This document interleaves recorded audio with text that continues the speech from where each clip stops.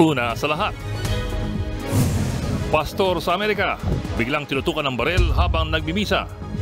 Ang pastor agad nakapagtago at biglang may sumunggab sa gunman. Kung paano nagtapos ang eksenang yan, alamin maya-maya lamang. Magandang gabi, Pilipinas. Sa Frontline tonight, Bagyong Aghon, posibleng 2 beses maglalandfall, magiging maulan ang weekend. Bus at motorsiklo na disgrasya dahil sa madulas na kalsada. isa pang aksidente, 4 patay sa salpukan ng truck at double cab sa Cagayan. Mga kargang isda nagkalat sa kalsada. Jeepney driver nag-overtake, siya pang galit at sinugod ang nakaalitang bus driver.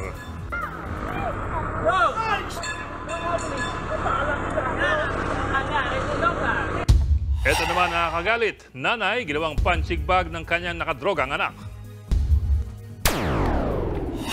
China ayaw pa ring paawat sa kanilang military drill sa paligid ng Taiwan. Nagpalipad na rin ang mga fighter jet. Alas Pilipinas Women's Volleyball, nakakadalawang panalo na sa Asian Volleyball Confederation or AVC Challenge Cup. Pinatoob ang Team India ngayong gabi.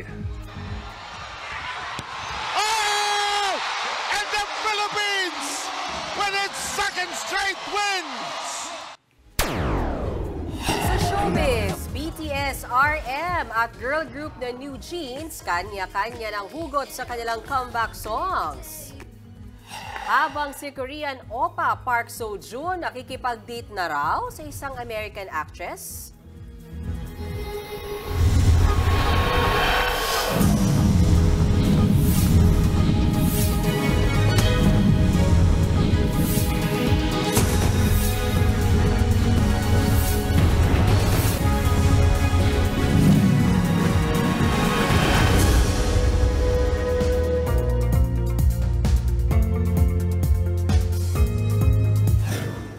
Magiging maulan ang weekend dahil sa Bagyong Aghon. Ayon sa Pag-asa, posibleng 2 beses maglalandfall ang bagyo bukas. Pero ngayon pa lang, maraming lugar na sa Visayas at Mindanao ang inulan at meron pang nadisgrasya. Nasa frontline ng balitang yan si Camille Samonte.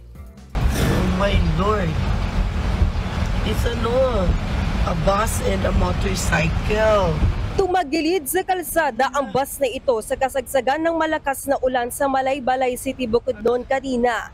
Ayon sa kumuha ng video, bus at motorcycle ang naaksidente dahil sa dulas ng kalsada dulot ng Bagyong Aghon.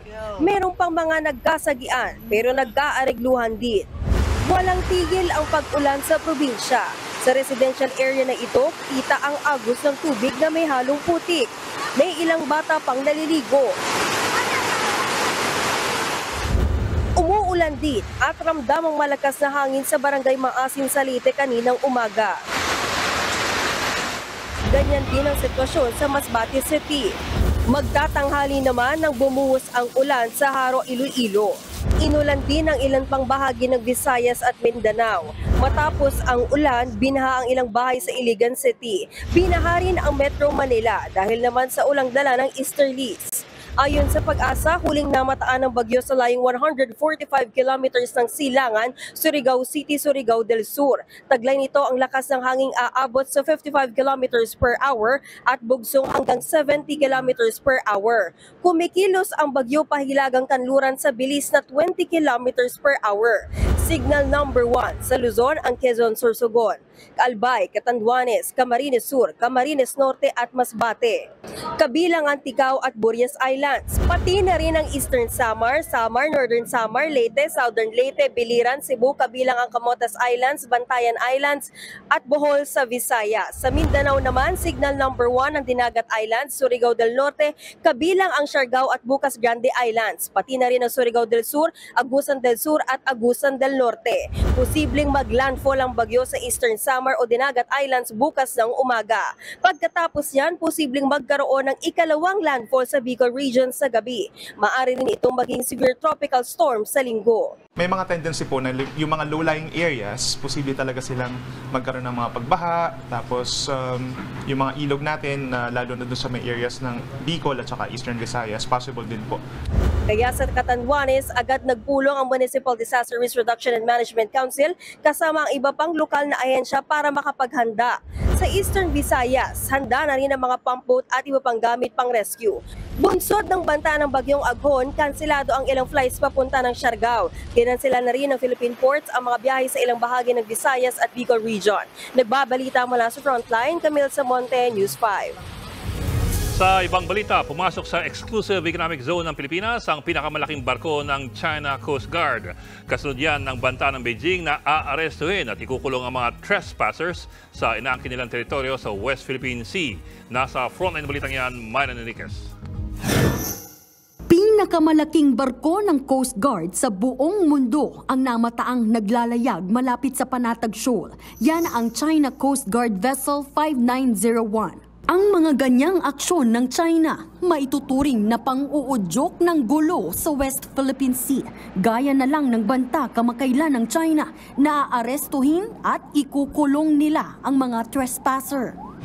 I believe what a provocation is the roguish and irresponsible threat to detain quote-unquote trespassers in what is claimed as internal waters but is actually part of the high seas and part of the West Philippine Seas by a country.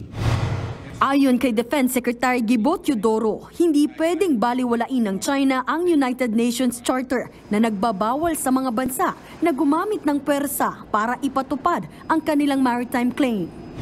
The ultimate intent is to get what they want by the threat or the use of force. This we cannot allow to continue. This we cannot allow to continue. Ang banta ng balak na pag-aresto ng China sa mga tingin nila ay trespasser, kinatatakot ng mga Pilipinong mangingisda. Sinabi nila yan sa public consultation kanina kasama ang mga mambabatas sa Masinloc, Zambales. Sinasabing June 15 manguhuli sila, anong seguridad ang dapat na maibigay sa amin doon? Dagdag sakit sa ulo yan ng mga mangingisda na matagal na rin daw itinataboy ng China sa ating sariling teritoryo. Naranasan din daw nila noon na bombahin ng tubig. Nakaranas din po yung ilan nating mga kababayan na mula po sa Santa Cruz at mula sa bayan po ng Subic na water cannon sila noong 2014. At noong 2018 naman po mayroon tayong kababayan na mangingisda mula po sa Subic na binangga yung likuran ng kanilang bangka at nawasak po ito. Saan ba kami talaga may isda? Ang tanong namin sa sarili namin ngayon. Ang sabi ko sa mga anak ko, hinto muna kayo anak, dali na kaya ng papa nyo. Pagtitiyak naman sa kanila ng mga mambabatas, naandun po ang Philippine Coast Guard, naandun po ang ating mga sundalo upang tulungan, protektahan ang ating mga mangingisda. Una nang nangako ang Philippine Coast Guard na mas paiigtingin nila ang pagbabantay sa Scarborough Shoal. Handa rin daw tumulong sa pagpapatrolya ang mga mangingisda. Nagbabalita mula sa Frontline, Marian Enriquez, News 5. Sa mga mahilig mag-TikTok dyan, naku, kabilang po yan sa mga isinusulong na ipagbawal sa bansa. Ayon sa isang mambabatas, posibleng banta ang TikTok sa seguridad ng Pilipinas. Nasa frontline ng balitang yan, si Ria Fernandez. Ayun, may napapansin tayo dyan na mga gustong mag-check out na, okay? So, i-greet muna natin yung mga marami pang iba. At halos dekada ng content creator sa sikat na social media platform na TikTok si R. Cesar. Noong una, mga pa-cute at trending content lang daw ang ginagawa niya hanggang sa natuto na siya ritong magbenta. Malaki na nga raw ang naitulong ng TikTok sa buhay niya dahil nakapagpundar siya ng ilang gamit. Pero ang online career niya, nanganganib matuldukan ng bagong panukalang batas sa Kamara sa ilalim ng House Bill 10489 na inihain ni Manila 6th District Representative Benny Abante. Gusto nang ipagbawal ang pag-distribute, maintain o update ng foreign adversary-controlled applications sa Pilipinas sa mga mobile application store. Ito yung mga mobile apps na konektado sa mga bansang kaaway daw ng Pilipinas. I'm urging all TikTok users, kahit wala pang batas, i-delete nyo na po mag-app na ito. We must realize we all have a role to play in safeguarding our national security. We cannot ignore the warning signs all around us. Naiintindihan naman daw ng mga gaya ni R. Cesar ang gusto ni Abante, pero sana raw isaalang-alang din ang epekto ng total ban sa mga umaasa sa TikTok. Titingnan din natin yung mga cons din, pros and cons din, yung mga pwedeng mangyari din, lalo na sa mga sumasaho. I mean, kumikita na dyan sa TikTok. Siyempre, mga content moderator, ayan, mawawalan ng work yan. Mga vloggers, nakatulong na yan sa kanila. Kung tutuusin, hindi na bago ang mga gustong mag-ban sa TikTok dahil sa pangambang nagagamit ito pang espiya ng China. Katunayan, nasa 20 bansa sa mundo ang nag-partial o total ban sa naturang app dahil sa issue ng cybersecurity. Kahit sa mainland China at Hong Kong, bawal ang TikTok. Pero kung Department of Information and Communications Technology o DICT ang tatanungin, hindi ito magiging madali. We have certain interest to balance out there. We realize that in banning TikTok, there are several other lives that would be affected. Sinubukang kunin ng News 5 ang panig ng TikTok Philippines tungkol dito pero wala pa silang tugon sa amin. Nagbabalita mula sa Frontline, Ria Fernandez, News 5. Usapang China pa rin. Tensyonado ngayon sa Taiwan dahil sa mga umaaligid na fighter jets at barkong pakawala ng China. Sa kabila niyan, hindi raw titiklop ang Taiwan. Nasa frontline na balitang yan si Myron Enriquez. Ito ang graphics animation na inilabas ng China kung saan ipinapakita ang simulation ng kanilang military drills sa paligid ng Taiwan. May mga pinakawalang misal na bumagsak sa ilang syudad ng Taiwan gaya ng Taipei at Kaohsiung. 2 araw na ang ginagawang military drills ng China. May mga pinalipad na fighter jets at may pumasok na ring barkong pandigma sa response zone ng Taiwan. Ayon sa China, layo nitong subukin ang abilidad ng kanilang militar na manakop. Pero bukod dyan, parusa rin ito sa bagong halal na presidente ng Taiwan na si Lai Ching-te. Isinusulong kasi nito ang pagiging independent ng Taiwan mula sa China. Binanatan din ng China ang Amerika. Ayon sa Chinese Foreign Ministry, kung gusto talaga ng Amerika na panatilihin ang kapayapaan at stability sa Taiwan, dapat itong sumunod sa One China policy. Dagdag pa nito, dead end na ang independence ng Taiwan. Kinondena naman ng Taiwan ang military exercise ng China. Giit ng kanilang presidente, hindi basta-basta magpapadaig ang Taiwan, lalo't apektado rito ang demokrasya ng kanilang bansa. Nag-deploy ang Taiwan ng mga jet at mobile air defense system para i-monitor ang military drill ng China. Nagbabalita mula sa Frontline, Marian Enriquez, News 5. Samantala, tila ginawang punching bag ang isang ginang sa Quezon City. Ang bugbog sa kanya ang mismong anak na inalagaan at pinalaki niya. Nasa Frontline ng balitang yan, si Jenny Dongon, exclusive. Duguan ang 72 anyos na si Nanay Erlinda Bravo matapos walang awang gulpihin sa labas ng kanilang bahay sa barangay Sauyo, Quezon City. Ang nambugbog sa matanda, ang kanyang 33 anyos na anak na si Joseph. Dahil sa panggugulpi, nagtamo ng malaking sugat sa noo at bukol sa ulo si Nanay Erlinda. Nang puntahan siya ng News 5, namamaga at may pasapa sa mukha ang matanda. Kwento ni Nanay Erlinda, galing siyang barangay noong Miyerkules kung saan siya nagvo-volunteer na mag-asikaso ng mga dokumento ng mga senior citizens sa kanilang lugar. Pagka-uwi, bigla raw siyang pinagmumura ng anak na si Joseph dahil hapon na raw siya dumating. Dito na siya 2 beses na pinagsusuntok sa mukha ni Joseph. Ang dugo ko nga, kala mo gripong umaagos. Kala ko nga mamamatay na ako eh. Di ba masakit? Sinakpan niya na ako, dinuguan na ako. Pero ang mas masakit kay Nanay Erlinda, hindi lang itong unang beses na pinagbuhatan siya ng kamay ng sariling anak. Maraming pagkakataon pa raw na pinagbantaan siyang papatayin ni Joseph. Sasabihin pa niya sa akin, nabibilang ka sa papatayin ko. Hindi ko kumibo, talagang sabi ko naman sa kanya, nakahanda ako dahil matagal ko nang alam na unti-unti mo kong pinapatay. Dahil ang mga gamot ko maintenance, ma'am, tinatago niya, itinatapon niya. Bilang isang ina, tiniis si Nanay Erlinda ang pang-aabuso. Lulong daw kasi sa droga si Joseph. Umawot pa raw sa puntong wala na silang natitirang gamit sa bahay dahil sa paggamit ng droga ng anak. Masakit man para sa kanya, kinailangan niyang ipakulong si Joseph para isalba ang sarili at ang kanyang anak. Kahit may pagmamahal ka sa anak mo, pag ganyan naman ang ginawa sa'yo, mawawala lahat. Sa tagal ng panahon ng pag-ano niya sa akin, pagmamaltrato niya, ma'am, talagang hindi ako umiiyak, matigas ako sa amin sa lahat, sa amin magkakapatid. Pero ngayon, dahil sa ginawa niya sa akin ngayon, hindi ako nakakatulog sa gabi. Dahil sa nangyari, ayaw na raw makausap ni Nanay Erlinda si Joseph. Nakakulong na ngayon si Joseph na nahaharap sa kasong frustrated parricide. Tumanggi ang mga pulis na iharap siya sa aming kamera. Buo raw ang loob ni Nanay Erlinda na ituloy ang kaso laban sa kanyang anak. Hindi baliho akong mag-isa, wag lang akong kasama siya. Sinabingan na nga niya sa akin, balang araw papatayin kita, isa sa nakalinya ka sa papatayin ko. Ang sakit talaga, di ba, mama? Sakit. Nagbabalita mula sa Frontline, Jenny Dongon, News 5. Apat ang patay sa salpukan ng mga sasakyan sa Cagayan. Nagkalatin sa kalsada mga kargang isda. Ang dahilan niyan, nakatulog umunong driver. Yan iba pang aksidente sa Frontline report ni Elaine Fulgencio. Harap-harapang nagdikit ang elf truck at double cab na ito matapos magsalpukan sa Gataran, Cagayan kaninang umaga. Sa lakas ng impact, nagkalat ang dalang mga isda ng pulang elf truck. Ayon sa Gataran Police, biglang umagaw ng linyang pulang truck at saktong nakasalubong ang puting sasakyan.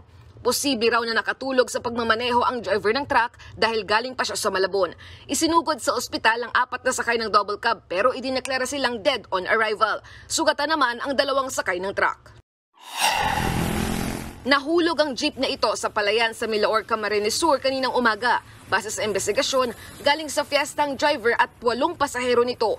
Pagdating sa intersection sa bahagi ng Burong-Burongan Bypass Road, hindi nakapagpreno ang tsuper ng jeep hanggang sa dumiretso sa palayan. Sugatan ng 6 na pasahero na pag-alamang lasing ang driver. Nakipag-areglo ng driver at may-ari ng jeep sa mga sugatang pasahero. Dead on the spot ang rider na ito matapos magulungan ng pickup truck sa Bayumbong, Nueva Vizcaya kahapon. Ayon sa Bayumbong Police, tinangka ng rider na mag-overtake sa naunang tricycle. Nasagi ng motor ang tricycle at sumemplang ang rider hanggang sa tuluyang nagulungan ng truck na galing sa kabilang direksyon. Patay rin ang rider na ito nang masagi ng truck sa Tagkawayan, Quezon kahapon. Ayon sa mga otoridad, binabagtas ng 2 sasakyan ng Quirino Highway nang tinangkang mag-overtake ng motor sa kasunod na truck. Nakita ng rider na may kasalubong siyang sasakyan kaya agad siyang nagpreno.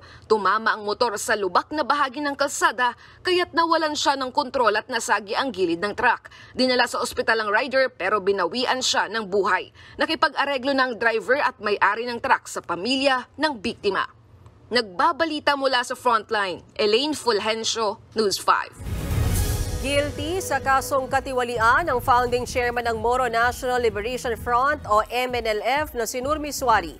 Base sa desisyon ng Sandigan Bayan, napatunayang guilty sa 2 counts ng graft si Misuari at 6 na iba pa. Nag-ugat yan sa reklamo noong gobernador pa ng Autonomous Region in Muslim Mindanao, si Misuari taong 2000 at 2001.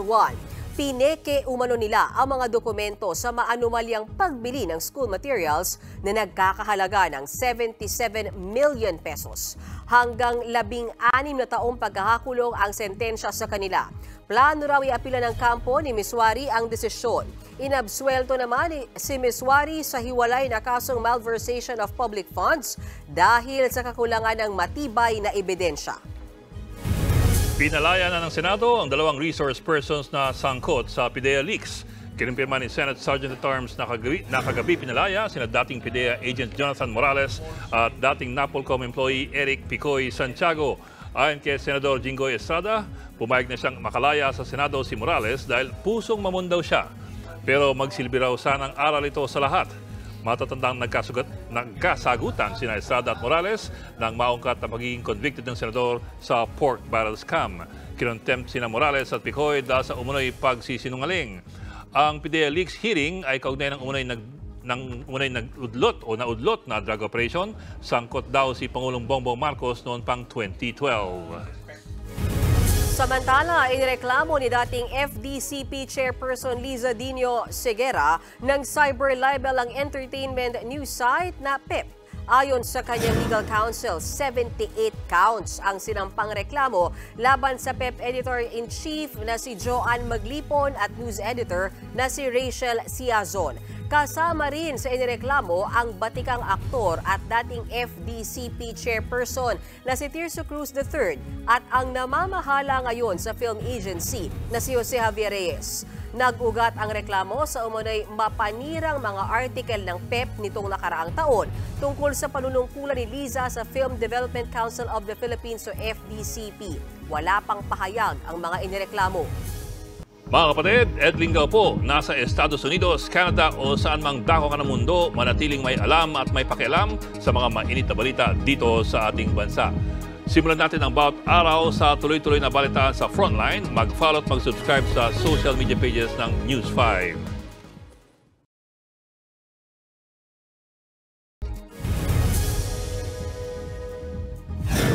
Kung sino pang nag-overtake, siya pang nanugod at nanuntok. Ang away kalsada na yan ng mga driver ng jeep at bus sa Iloilo nasa pool sa video.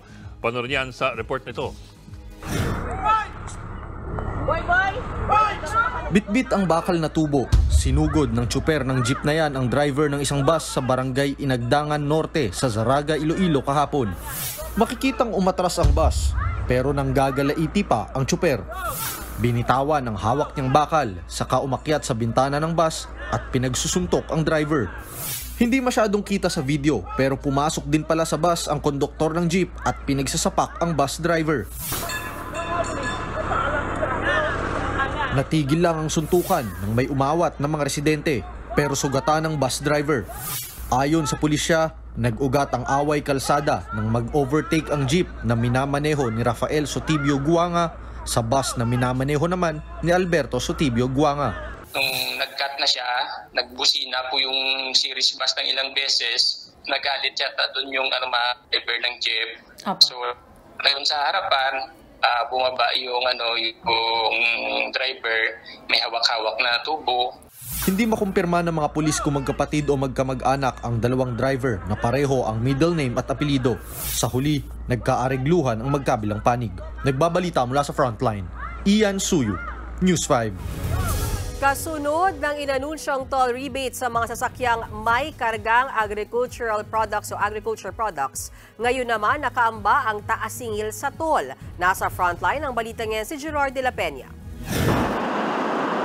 Sa susunod na buwan, posibleng salubungin ng mas mataas na toll ang mga motoristang dumaraan sa North Luzon Expressway. Ayon sa Toll Regulatory Board, tinatalakay na nila ang petisyon ng NLEX Corporation para sa second tranche ng taas singil sa kanilang toll. Matatanda ang Hunyo noong nakaraang taon nang ipatupad ang unang tranche ng toll hike sa NLEX. Oras na ipatupad ang ikalawang bugso, madaragdagan ng 7 pisong ibinabayad ng Class 1 vehicle sa open system ng NLEX, 17 pesos sa Class 2 at 19 pesos naman ang Class 3. Kung dulo-dulo o mula Balintawak hanggang Mabalacat, tataas ng 33 pesos ang singil sa Class 1, 81 pesos sa Class 2 at 98 pesos sa Class 3. Kaya ang kasalukuyang rate sa open system, magiging 76 hanggang 225 pesos na.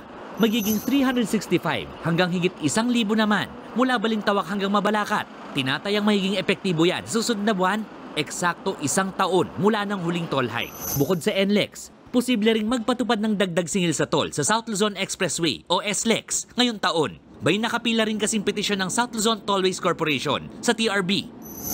Mula Alabang hanggang Calamba, 10 hanggang 30 pesos ang posibleng taas singil. Habang sa mga dadaan sa Calamba hanggang Santo Tomas, 4 pesos hanggang 8 pesos ang toll hike. The board members are well aware of the inflationary situation And it may result to a delay implementation if ever. So it depends on the inflation at the time it will be granted. Simula naman sa Hunyo, bibigyan ng rebate o balikbayan kapag dumaan sa Piling Expressway ang mga sasakyang naghahatid ng mga gulay at iba pang agricultural products. At kahit daw magkaroon ng toll hike, exempted pa rin sila. Layon daw ng pagbibigay ng rebate na mapababa ang presyo ng pagkain ngayong tumataas ang inflation.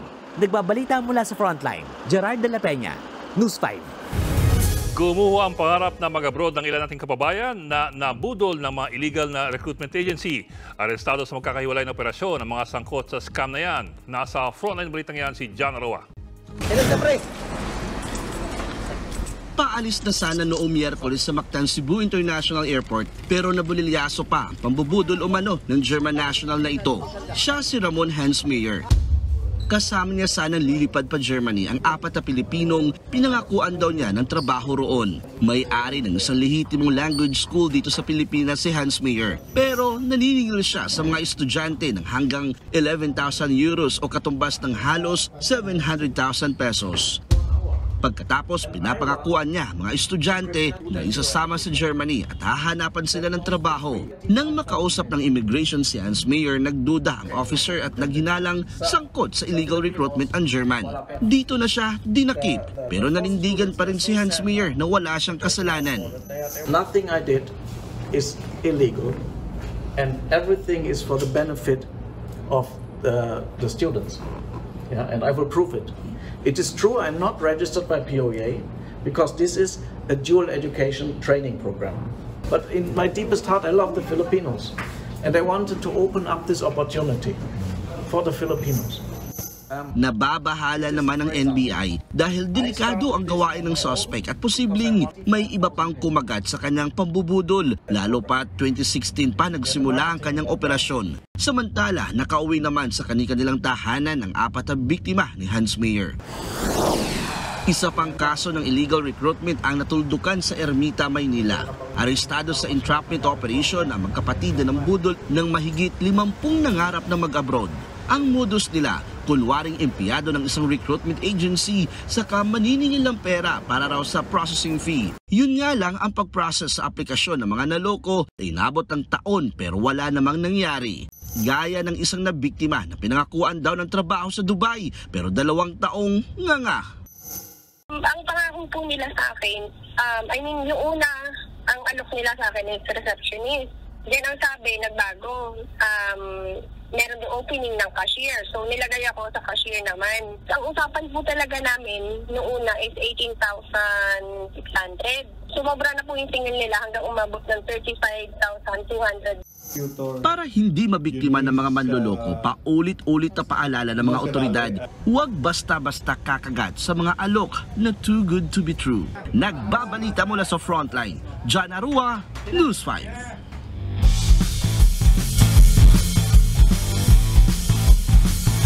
Back-to-back ang panalo ng Alas Pilipinas Women's Volleyball sa AVC Challenge Cup. Kanina, pinutol nila ang winning streak ng India. Nasa Frontline balitang yan si Marky Bautista. Alas Pilipinas! First set pa lang, nagpakawala na ng pamatay na serve at block ang Alas Pilipinas kontra Team India ngayong gabi sa Asian Volleyball Confederation o AVC Challenge Cup. Kagate working hard. Look at her transition to close down that block. Di kitan ang kanilang score. Pero ayaw papwestuhin ng India ang Pilipinas kaya nakuha nila ang unang set. Sa second set, mas nabuhayan ng mga Pinay sa maganda nilang laro. Kaya mas umingay rin ang hiyawan ng mga Pinoy sa Rizal Memorial Coliseum. Pinalobo pa ni Angel Carino ang kanilang score sa likod ng isang matinding block patungong set point. Sinubukang humabol ng India pero hindi sila umubra sa fatal hit ni Carino. Yes! And the Philippines has tied this game at 1 set apiece. Pinutuloy ng Alas ang kanilang momentum sa third set. Nakabuo sila ng 8 puntos na kalamangan kontra India. As a 2-1 lead against India. Sa fourth set, 10-3 run agad ang ipinamalas ng Alas. Dominante ang mga Pinay hanggang sa dulo. Hanggang sa tinuldukan na ni Ea Laure ang bakbakan sa isang pangmalakasang hit. And the Philippines with its second straight wins! Pinatumba ng Alas Pilipinas ang Team India sa score na 22-25, 25-21, 25-17 at 25-18. It was the same as yesterday. We lost the first set, but it wasn't that far. So we really had to make a lot of in-game adjustments, and thankfully everyone was able to adjust agad based on what coach wanted and what each of us wanted also inside the court. Itutuloy bukas ng Alas Women ang kampanya nila sa AVC Challenge Cup kontra naman sa Iran, 7 p.m. Nagbabalita mula sa Frontline, Marty Bautista, News 5. Excited na ang fans ngayong mapapanood na dito sa TV5 ang sikat na Thai BL drama na Together the Series. Pinagbibidahan niya ng mga heartthrob na sina Bright at Win Metawin. Panoorin sa report ni MJ Marfori. Hello! Ako si Chick Boy Tyne. Siya naman si... boyfriend ni Tyne. OMG! Hard lunch yan? Eto namang si Tyne. Pakipot pa kay Sarawat. Itong katabi ko si... Pero marupok din pala. Mag-decide ka kung itutuloy mo o maghahanap ka ng iba. Habulin ng chicks? In fairness, habulin din talaga si Tyne ng mga chicks, pati ng mga lalaki.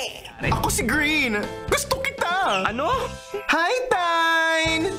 Napaka-cute mo. Pero para tantanan siya ni Green, maghahanap si Tyne played by Win Metawin ng fake boyfriend. Ang napili niya, si Sarawat na ginampanan ni Bright Vatchirowit. Ang problema, mukhang magkaka-inlaban sila for real. Bibigyan kita ng 5, 4, 3, 2. Will you be my boyfriend? Ay! Ilan lang yan sa mga malapit na nating mapanood sa kanilang serye na Together the Series na mapapanood na dito sa TV5. 2020 pa nang una itong ipalabas sa Thailand, pero marami pa rin ang kinikilig dito hanggang ngayon.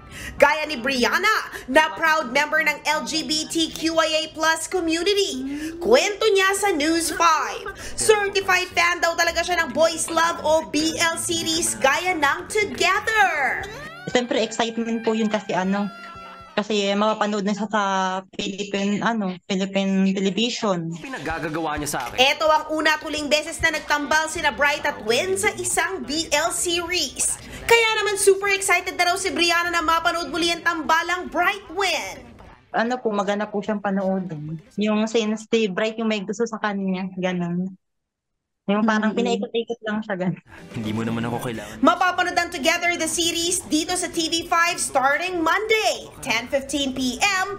bago mag-Frontline tonight. Nagbabalita mula sa Frontline, MJ Marfori, News 5. Mga kapatid, Mean Los Baños po. Nasa Europa o saan mang dako ka ng mundo, manatiling may alam at may pakialam sa mga maiinit na balita dito sa ating bansa. Simulan natin ang bawat araw sa tuloy-tuloy na balitaan sa Frontline. Mag-follow at mag-subscribe sa social media pages ng News 5.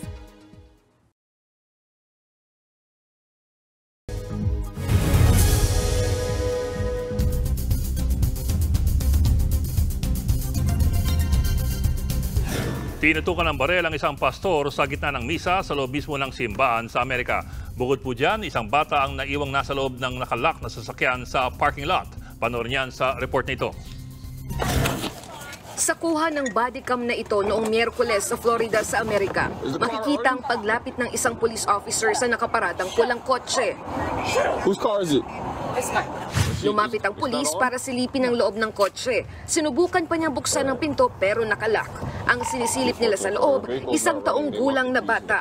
Ayon sa magulang ng bata, kabababa lang nila at may kinuha sa kabilang pinto ng kotse ng aksidenteng malak ang mga pinto.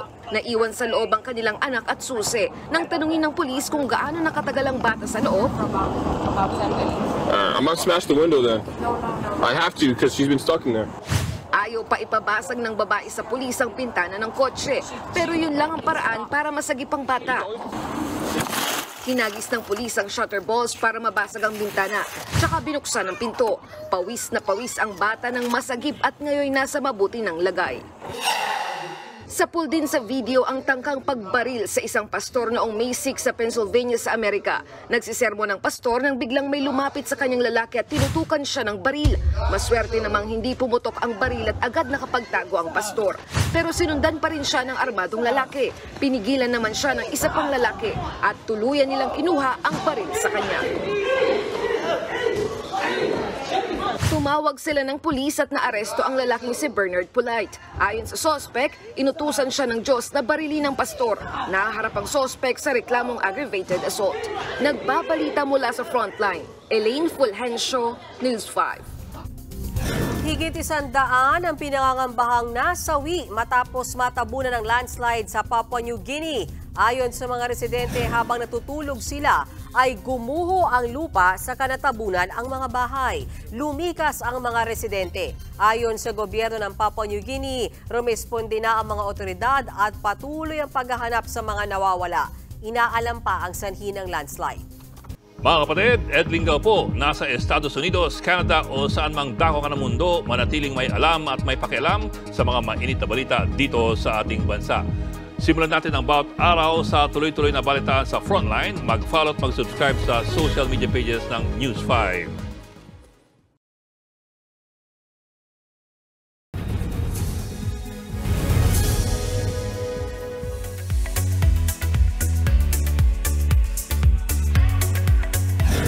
Mga kapatid, naranasan nyo na ba yung pakiramdam na lost o naliligaw sa buhay? Tungkol dyan ang bagong kanta ni BTS RM.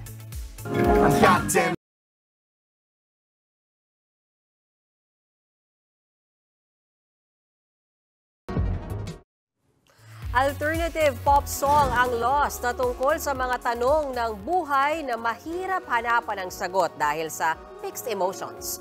Powerful ang message niya na nagsasabi sa mga feeling lost na hindi kayo nag-iisa. Palagi kayong may kaibigang masasandalan. Heto ang trivia. Nagkataong ang Lost song ni RM ay inrelease sa mismong araw kung kailan nagtapos noong 2010 ang sci-fi series na ang title ay Lost. Oy, ito pa ang bagong kanta. May pagka-80s at classic pop ang atake ng New Jeans sa latest music video nila na How Sweet.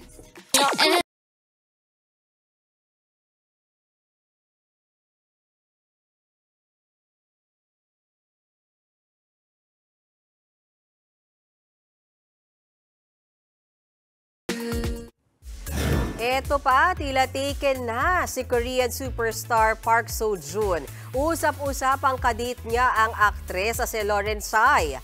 Sa ilang report, naispatan si Seo-joon ng media sa Japan na naglalakad habang kasama ang isang babae. Hinala ng fans si Lauren ang babae dahil sa pagkakapareho nila ng bag. Sabi naman ng management ng aktor, hindi pa nila makumpirma kung totoo ito dahil private life na raw ito ni Seo-joon. Ilan sa mga sikat na K-drama ni Seo-joon ang What's Wrong with Secretary Kim na meron na ring Philippine adaptation. Mapapanood na yan simula bukas tuwing weekend dito sa TV5.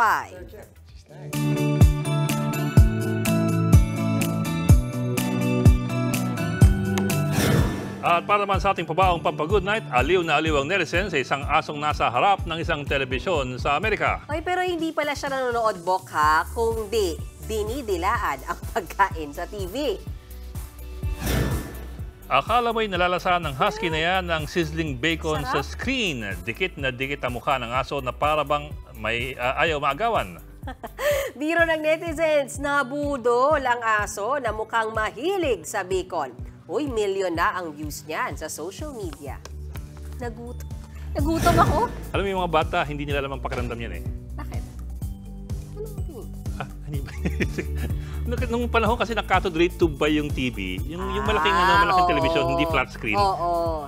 May static yan. So pag dumikit ka... Pag dinidila... Nasubukan ko na kasi yun. Based on experience ka pala. May static yung lumang TV, may static yan sa screen. Ramdam mo yan. Pag nilapit mo yung dila mo o yung kamay mo, may pushback. Alam niyo yan eh. Ngayon wala na. Di ba? Naka-LED na. Nadilaan niyo rin yung screen yan, no?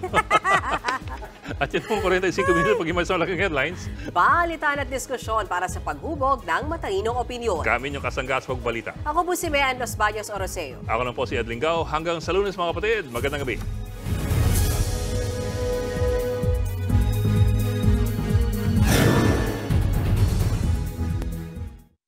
Mga kapatid, Mean Los Baños po. Nasa Europa o saan mang dako ka ng mundo, manatiling may alam at may pakialam sa mga maiinit na balita dito sa ating bansa. Simulan natin ang bawat araw sa tuloy-tuloy na balitaan sa Frontline.